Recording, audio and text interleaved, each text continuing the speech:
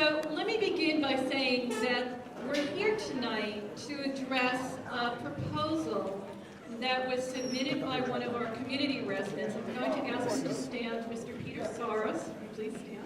There's this right here. This is a tripod that And I have to say that for us, for the district and for the Board of Education, this has really been a new process for everyone here. Because it's the first time that something is being proposed for this community to vote on that was really not directed from the district or the Board of Education. So as a result, when Mr. Soros presented a petition to us in August, we as a district and Board of Education had to go through this process along with our legal counsel and our architects to learn everything that we possibly needed to be prepared to present the information tonight to our community. So in August, at the end of August, on August 30th, Mr. Soros presented to the district a petition and a proposition which asked us to investigate the possibility of presenting and setting up 2 turf fields, enhancing our athletic facilities, and a few other items which I'm going to outline in our PowerPoint presentation. But much of what I'm going to outline in the PowerPoint presentation will edify for you, the community, the steps that we were legally bound to follow by New York State law as well as board policy. So there are specific guidelines that we needed to follow to make the decision as to whether or not the petition could be accepted or rejected. Again, since it was a new process, there were many individuals we had to consult with, and some of those individuals are here this evening, and I will introduce them shortly. But by going through that process, we learned that yes, it is possible for a community resident to submit a petition for the district to review if that petition included 5% of the individuals who voted in the budget in the previous school year. So once the petition was submitted to the district, we just don't take it at face value and then say, okay, it has required 127 signatures. We need to go through a series of steps to ensure that every signature included on that petition is a legitimate resident here in Harborfield. So Sharon Whalen, our district clerk, was the one who was charged with that responsibility. And in fact, the petition submitted to the district had greater than the required number of signatures, and as a result, that was one of the first items that we had to review before the petition was accepted. In addition to looking at the number of signatures, we also had to make the determination as to whether or not the items listed in the petition and the proposition would fall in line with the $3 million that was being proposed. So as a result, we then began to consult, again, as I mentioned to you, with our architects and our attorneys to ensure that the items proposed in the petition and proposition really fell in line with what was included, which are fields, the enhancement of the facilities, the baseball fields, the grass fields, and so on. So once that information was reviewed, we were then able to present to the public at the September 18th meeting that the petition and the proposition were legally sound and adhere to all of the guidelines and all of the regulations that were required. And then so from that step forward, we then moved forward to the October 16th meeting, and here we are this evening. So what I'd like to do is to begin to introduce to you those individuals who are here tonight to help address your questions, listen to your comments, and again, the purpose for a community forum is to provide all those individuals here tonight with the ability to address those questions and provide comments, but so that as a community, you can learn as much as need be to better understand the proposition and the process, because we know that we have many more residents in the community, and unfortunately, we can't fill an audience with all of these residents. But for those of you who are in attendance this evening, hopefully, if you have a neighbor, you can certainly better communicate what you're learning here this evening. And if necessary, we will schedule additional meetings, either with small groups, another meeting with as a forum, or we're always available to address your questions.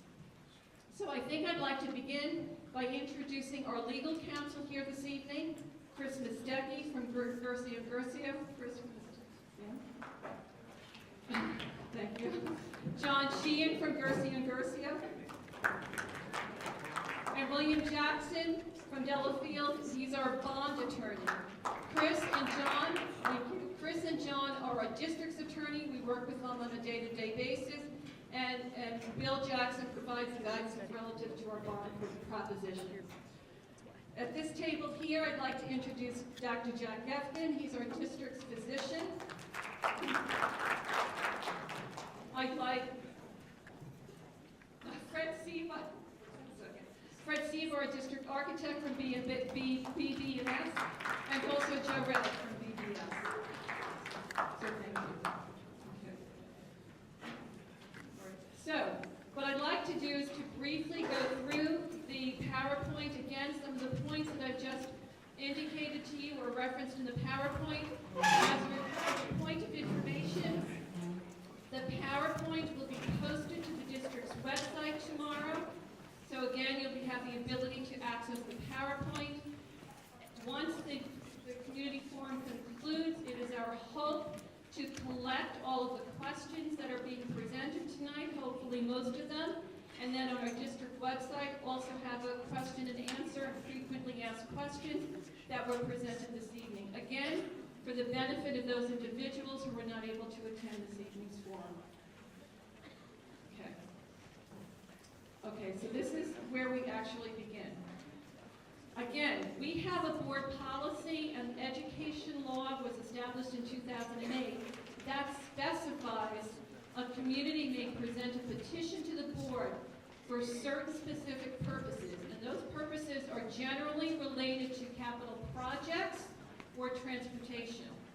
The petition needs to be signed by a minimum number of qualified voters. In this case, again, the number of signatures required was 127, because that was 5% of last year's vote.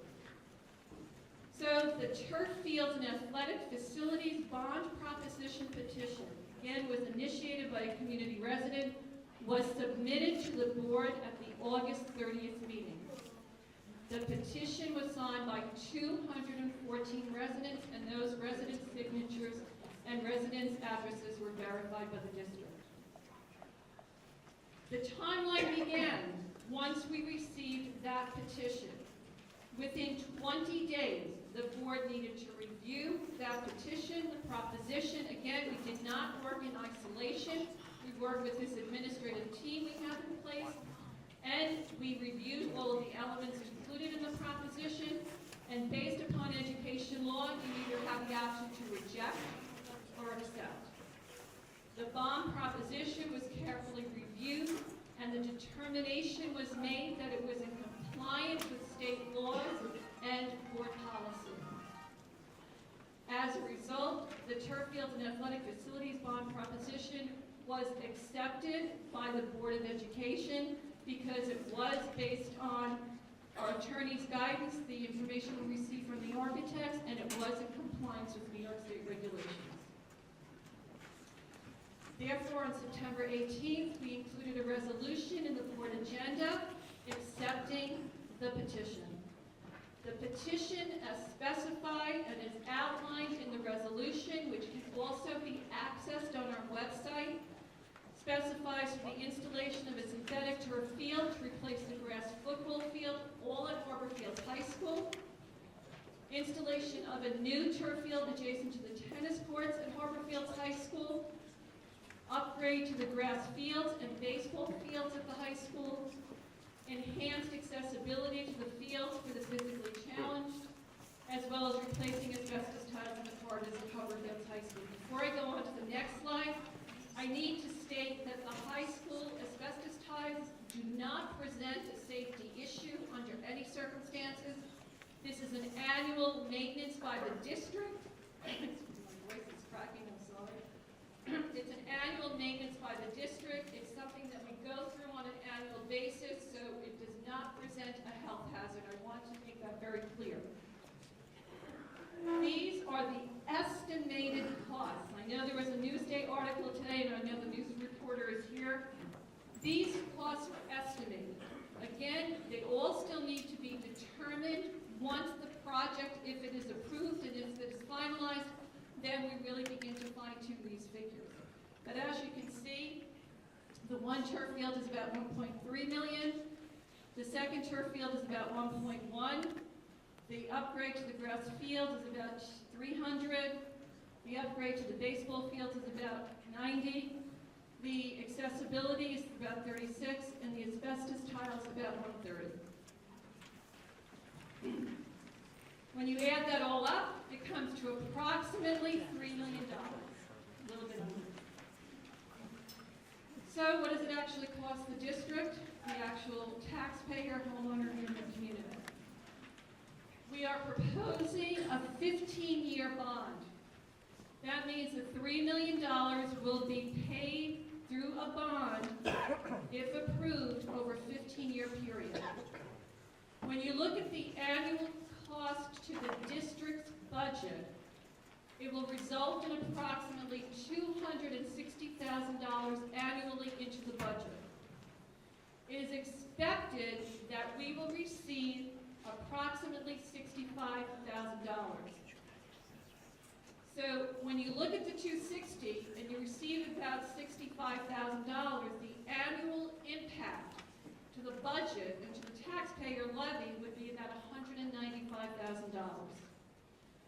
The estimated cost for the maintenance of the turf fields, again, there's been much conversation. We've noted $18,000. That was some of the information that was in the literature. It could be more, it could be less. So again, they're all estimates. The replacement cost for 2 turf fields within 10 to 15 years. One turf field is again between $400 to $450. That's in today's dollars. I know that in a local district, they're replacing a turf field currently at a cost of $428,000. But again, these are estimates. So the estimated cost to replace the 2 turf fields within 10 to 15 years, it could be 12 years, 10 years, 15 years, is going to be between $800,000 and $900,000. What does it actually cost an individual homeowner? For a home that's assessed at approximately $4,000, the estimated increase would be approximately $30 annually. And then just to remind everyone that the vote will be taking place on December 11th between 2 and 9 here at Oldfield Middle School. I know I've received many phone calls from community members. Why in December? Again, once the clock started on August 30th, we are limited to the amount of days within the period of time that we can hold this vote. December 11th was the appropriate timing for us to schedule this vote. As I said, once the board accepted the petition in September, and in October, we had to then set the date for the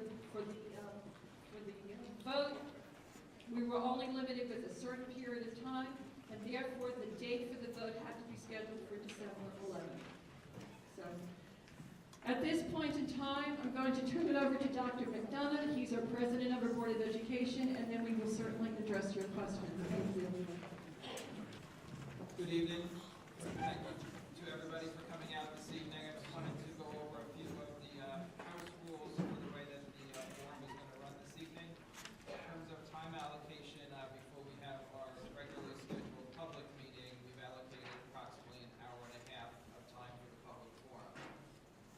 For anybody who would like to speak, either to ask a question to the board or our panel of experts, who would just make a comment, I would ask you to come up to the microphone, to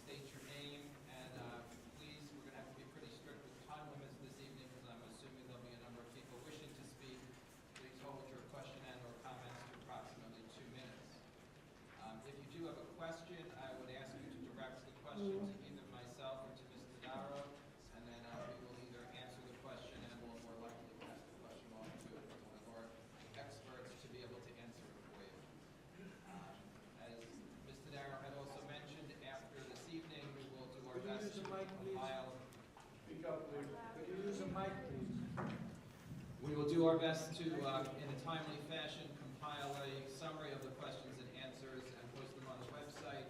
So if you don't recall the answer to a specific question, you'll have access to that information. In addition, for those who would rather not come up to the microphone to ask a question, there are index cards in the back. So if you'd like to write a question, feel free to do that. We will collect those questions periodically during the course of the forum, and either Ms. Todaro or myself will read those questions publicly as well. So,